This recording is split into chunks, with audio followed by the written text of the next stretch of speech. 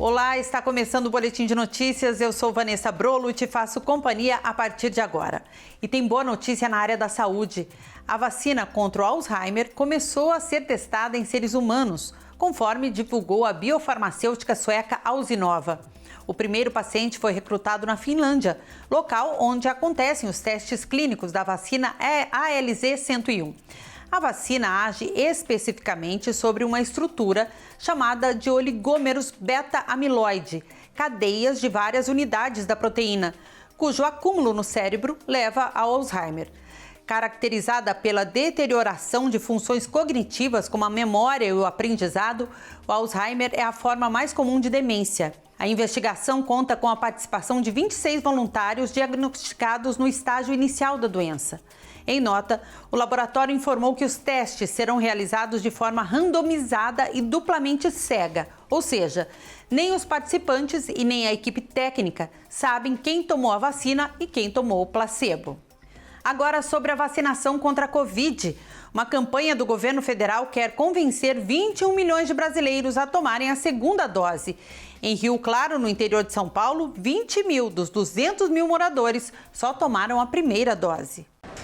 Não é difícil encontrar quem deixou a data da segunda dose passar. Eu trabalho fora, né? Então, no caso, não deu tempo para mim vir antes. Assim como a Jéssica, cerca de 20 mil pessoas estão com a segunda dose atrasada em Rio Claro. Aproximadamente 12 mil pessoas deixaram de tomar a segunda dose da Pfizer. Da AstraZeneca, são 4.500 faltosos. E da Coronavac, 4.100 pessoas. A Pfizer foi a que começou mais tarde, né? E também foi a que teve a alteração de intervalo maior, vamos dizer assim. E o pessoal não está se informando realmente. Os atrasos não estão apenas entre quem precisa da segunda dose. Cerca de 10 mil pessoas que precisam tomar a terceira dose também não compareceram a um dos postos de vacinação. Os estudos mostraram que as pessoas acima de 60 anos, as pessoas que têm algum problema com a deficiência imunológica, depois de 6 meses os anticorpos começam a cair. Então a terceira dose é importante para restabelecer o nível de anticorpos e manter a proteção. É o caso de Dona Lídia, que já deveria ter tomado o reforço da vacina há 1 mês. É muito difícil para vir aqui, não tem circular. Então eu moro sozinha, então é muito difícil para mim vir. Tomar todas as doses da vacina é importante para garantir a imunização. Sem o ciclo completo, as chances de contrair e disseminar a doença aumentam. E essa situação pode complicar no controle do vírus. Se você não toma a vacina completa, você não tem a proteção completa que é proporcionada pela vacina, que é a fabricação de anticorpos, e tem que ser fabricado num nível tal que impeça a infecção, que impeça os casos graves caso você adquira o vírus. Então, essa pessoa, ela pode ter a doença e pode transmitir e pode inclusive ter casos mais graves. Por isso, as equipes da Vigilância Epidemiológica passam horas enviando mensagens de WhatsApp para pedir que as pessoas compareçam aos locais de vacinação. Além disso, outra estratégia também está sendo adotada para chegar a este público. Esse mês, do dia 11 de novembro ao dia 11 de dezembro, nós estaremos fazendo vacinação itinerante. Então, nós iremos passar por diversos bairros, né, estacionando a nossa van da imunização e convocando aí o pessoal para tomar sua primeira, segunda ou terceira dose. Já há alguns meses, os casos graves que a gente tem tido, atualmente caso internado, não só aqui na Santa Casa, mas em outros hospitais também particulares, de pessoas que não tomaram a vacina, que se recusaram a tomar a vacina. Então, é um risco para si mesmo e para os outros. A contratação de funcionários temporários está a todo vapor para este final de ano em todo o Brasil. Só em São Paulo devem ser mais de 25 mil temporários. E a expectativa de muita gente é ser efetivado. Depois de um ano tão complicado para o comércio como em 2020, a expectativa para as vendas de Natal este ano é de um aumento de quase 4% se comparado ao ano passado. E se tem gente para gastar, é necessário contratar para dar conta de toda essa clientela. O maior responsável por esse crescimento é o setor de vestuários. E é neste ramo que está o maior número de vagas. Na nossa loja abriu 7 vagas para temporário, né? Bastante vagas pelo tamanho da nossa loja. Então, assim, a gente divulgamos nas redes sociais e nos grupos de vaga de emprego também, para conseguir arrecadar ali uma grande quantidade de currículos para conseguir fazer as entrevistas, né? Eu tive um outubro sensacional e a expectativa que a gente tem para novembro, dezembro é excelente, é de crescimento mesmo. Só no estado de São Paulo, segundo a Confederação Nacional de Comércio de Bens, Serviços e Turismo, cerca de 25 mil trabalhadores serão contratados de forma temporária nas próximas semanas. A expectativa de boa parte deles é de que depois venha a efetivação. E quem sabe começar 2022 com o pé direito e carteira assinada. Mas para isso é necessário se destacar em um ambiente cada vez mais competitivo. A Franciele percorreu este mesmo caminho que hoje muitos estão trilhando. Apostou em uma vaga temporária e agora faz parte do quadro de funcionários desta loja. Foi meio que um alívio, porque estava difícil já arrumar serviço, né? Eu estava indo bastante atrás, entregava currículo e muitos lugares chamavam para fazer entrevista, só que não davam retorno. Aí aqui foi como eu entrei de temporária e acabei ficando. Fiquei muito feliz. Mas para participar do processo seletivo é necessário estar atento a algumas orientações e talvez conquistar essa oportunidade. Chegar alguns minutos antes, tentar pesquisar um pouco sobre a empresa que tem aquela vaga. Quando a gente fala ir vestido de uma maneira interessante, você não precisa ir extremamente bem vestido, mas ir asseado, se preocupar, pentear o cabelo, não ir com muitos homens ir com uma camisa toda cavada ou ir de short. E para que essas vagas sejam preenchidas, há um outro lado, a responsabilidade do candidato.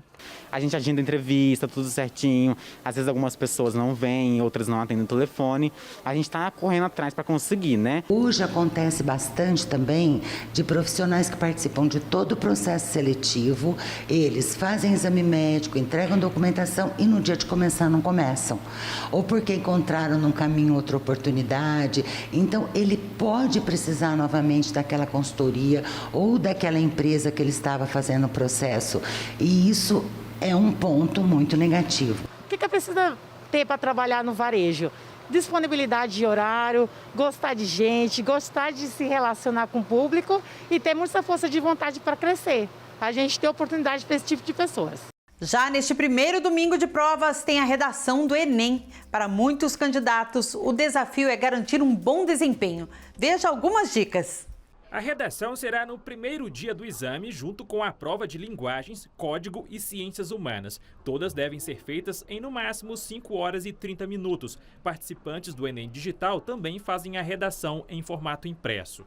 Na redação, os estudantes devem escrever um texto do tipo dissertativo e nele defender um ponto de vista sobre o tema indicado. A avaliação se baseia em 5 competências: domínio da escrita formal, compreensão da proposta e aplicação de conceitos de outras áreas dentro do texto, habilidade de selecionar, relacionar, organizar e interpretar conteúdos, conhecimento dos mecanismos linguísticos para a argumentação e capacidade de elaborar soluções para o problema abordado, respeitando os direitos humanos. Cada competência exigida na redação do Enem vale 200 pontos. Portanto, quem fizer tudo direitinho ganha 1000, o que é possível sim, que o diga a Isabela, que tirou a nota máxima no último Enem. Nos meus estudos de redação, eu trabalhava com 3 pilares diferentes. O primeiro era a parte teórica, dominar a teoria, entender como funcionava a questão da correção por competências. A segunda parte, claro, era a parte prática, manter uma constância, um ritmo durante todo o ano, uma redação por semana, às vezes 2 quando tinha simulados. E o terceiro pilar, análise de redação nota 1000, para a gente conseguir perceber padrões e aplicar esses padrões dentro dos estudos. E a nota 0? Se bobear, pode acontecer. Por exemplo, se o texto não for transcrito pelo participante para a folha de redação, se tiver emendas ou rasuras e não for escrito com caneta de tinta preta. E ainda, se fugir totalmente ao tema, não obedecer ao tipo dissertativo ou argumentativo, apresentar cópia de texto da prova ou texto ilegível e ter menos de 7 linhas. Quanto aos possíveis temas, este professor arrisca assuntos como cultura do cancelamento da internet e mobilidade urbana. Mas para ele, isso não deve ser motivo de tanta preocupação. O aluno tem que se sentir muito seguro na produção do texto dissertativo argumentativo e também pensar ali nos 5 critérios que eles analisam na prova de redação. Precisa ficar relaxado. E aí, se você tiver muita prática, né, você vai se sentir seguro, a ansiedade vai ser deixada de lado. Neste mês, o rompimento da barragem em Mariana, Minas Gerais, completou 6 anos. A tragédia matou 19 pessoas e os rejeitos que atingiram o rio chegaram até o mar, impactando o meio ambiente e a vida de milhares de pessoas em Minas Gerais e no Espírito Santo. Um grupo no Espírito Santo encontrou na criação de um game uma maneira de lembrar da importância da preservação ambiental. O Rio Doce era um paraíso para a humanidade e para os animais, mas se tornou um território destruído pela ação gananciosa do vilão. Agora, um herói precisa voltar à terra para salvar o rio, que está tomado pela lama. Este é o roteiro do jogo Rio de Lama, o resgate do Rio Doce, desenvolvido por uma turma de designers, produtores e desenvolvedores do Espírito Santo. O desastre de Mariana, claro, inspirou os criadores. É um jogo de entretenimento que tem uma história por trás disso, né? Então ele serve como um gatilho, né, para a história, para o acontecimento, né? Então a gente foi buscar o Rafael Gaspar, que fez essa história do roteiro. Ele gosta muito dessas pesquisas sobre mitologia dos povos pré-colombianos aqui da América, né, América Latina, América do Sul. E a gente pegou esse personagem, ele é um deus, né, um pacal, é um ser mitológico desse, que ele saiu da Terra em algum momento do passado, na época do dilúvio, né, e aí ele acaba voltando e encontra aqui essa situação né, agora nesse jogo específico, a situação do Rio Doce. O projeto nasceu em 2016, um ano depois da tragédia. A ideia ficou na gaveta por um tempo até ser selecionada na Lei Aldir Blanc, em 2020, um estímulo financeiro a trabalhadores que participam da cadeia produtiva da cultura e das artes visuais. O recurso foi liberado em março deste ano e o jogo chegou ao mercado em setembro. Na hora de fazer o jogo, a gente sempre queria mostrar alguma coisa nesse sentido, né? Então o Rio de Lama é o principal símbolo disso, né? Rio Doce. Então o jogo fala de salvar o Rio Doce mesmo, então ele é bem específico. Já disponível em digital 2D, no mobile para Android e na versão de computador para Windows, Linux e Mac, Rio de Lama fala de preservação com leveza, já que não se socorre de recursos gráficos apelativos para atrair jogadores. A gente se preocupou em não ter uma violência, né, muito como se diz, muito gráfica, nem nada disso, né? Não tem seres humanos sendo mortos, nada disso, né? É o pacal lutando contra as máquinas, na verdade, né? E aí mesmo as máquinas, elas não são destruídas, explodem, nada disso, elas são meio que transformadas numa energia que o pacal utiliza essa energia para continuar lutando, então...